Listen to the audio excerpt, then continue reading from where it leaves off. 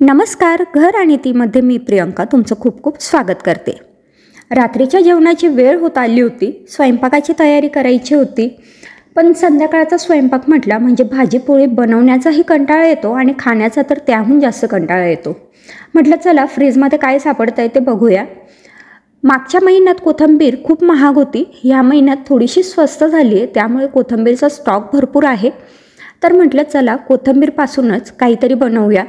तर त्यासाठी एका भांड्यात एक मोठी वाटी भरेल एवढी कोथिंबीर घेतली, किंवा आपल्याला आवडेल तेवढी आपण इथे कोथिंबीर वापरू शकतो. तर इथे मी एक मोठी वाटी भरेल एवढी कोथिंबीर घेतली. ती स्वच्छ 2 पाण्याने धुवून घेतली, कारण बऱ्याचदा खूप माती तिला लागलेली असते. आता ती धुवून घेतल्यानंतर एका मिक्सरच्या भांड्यात घेतली. त्यामध्ये 4-5 लसणाच्या पाकळ्या आणि 1 इंच आल्याचा तुकडा टाकला. आता यातच मी खडे मसाले टाकून घेते. तर 1 लवंग, 2 मिरे, थोडासा दालचिनीचा तुकडा आणि हे मिक्सरमधनं चांगलं वाटून घेतलं आहे. आता हे खडे मसाले आपण फोडणीतही टाकू शकतो, पण ते कचकन असे लागतात, त्यामुळे मी मिक्सरमधनंच ते वाटून घेते. आता इथे वाटण तयार आहे, त्यासोबतच आता पुढची तयारी करायला घेऊ. तर इथे मी काही भाज्या वापरणार आहे. फळभाज्या जसं की कांदा, टोमॅटो, शिमला मिरची, गाजर आपल्याकडे असतील त्या भाज्या आपण इथे वापरू शकतो. जसं की फ्लावरसुद्धा आपण याच्यात ॲड करू शकतो. वांगे असतील तर ते पण इकडे ॲड करू शकतो. चला भाज्या चिरून झाल्या आहेत, त्यासोबतच 8-10 कढीपत्त्याची पानं आणि 5-6 काजू घेतलेत. भातामध्ये काजू असले की छान लागतं, म्हणून अगदीच वापरायला पाहिजे असं काही नाही. काजू किंवा मग ह्यातली कुठलीही भाजी आपल्याकडे अवेलेबल नसेल तर ती आपण नाही टाकली तरी चालेल. आता त्यानंतर मी इथे साधारण 3 कप भरतील एवढे तांदूळ घेतले. तांदूळ स्वच्छ धुवून घेतले. नवीन घरात आल्यापासून हे तांदूळ किंवा भाज्या धुतलेलं जे पाणी आहे ना, ते वाया जात नाही, झाडांना टाकता येतं. ही एक गोष्ट छान झाली आहे. आता एका भांड्यात घेतला 1 मोठा चमचा तेल. त्यामध्ये 1 मुठभर भरतील एवढे शेंगदाणे, पाव चमचा जिरं, आणि आता हे जिरं चांगलं तडतडल्यानंतर यामध्ये काजू आणि कढीपत्ता टाकून घेतला. त्यानंतर लगेचच उभा चिरून घेतलेला कांदा टाकला आणि हे आपल्याला सोनेरी रंगावर परतून घ्यायचं आहे. हे सगळं सोनेरी रंगावर परतून झालं की त्यामध्ये टाकलं आहे टोमॅटो, त्यासोबतच बटाटा, गाजर, शिमला मिरची. मी जसं मगाशी सांगितलं, तुम्ही इथे हव्या त्या भाज्या वापरू शकतात. तर हे सगळं मी चांगलं परतून घेतलं.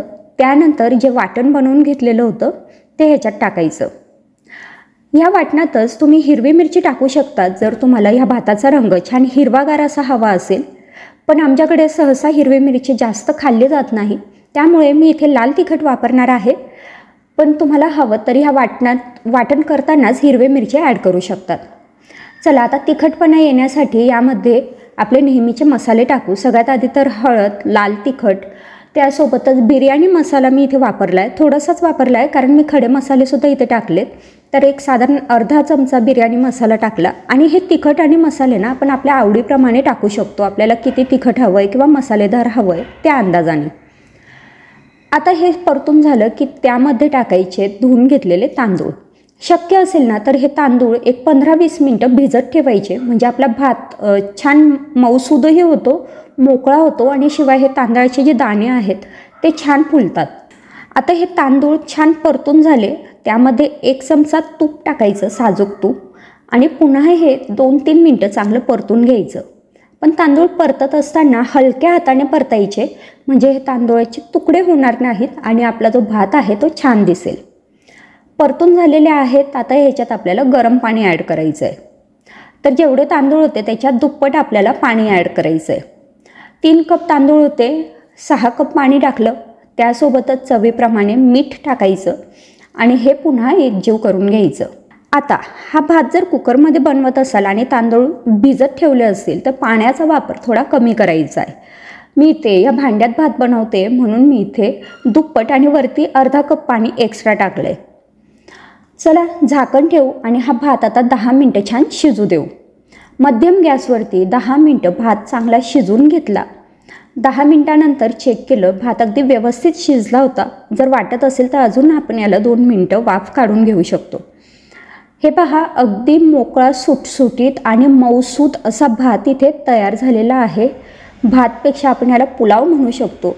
तर हा कोथिंबीर पुलाव इथे तयार झालेला आहे.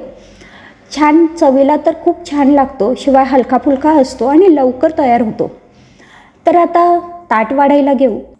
तर ताट्यामध्ये सगळ्यात आधी कोथिंबीर भात आणि तोंडी लावायला पापड आणि लोणचं. फक्त भाताचा किंवा खिचडीचा प्रकार असेल तर लोणचं आणि पापड हे आलंच.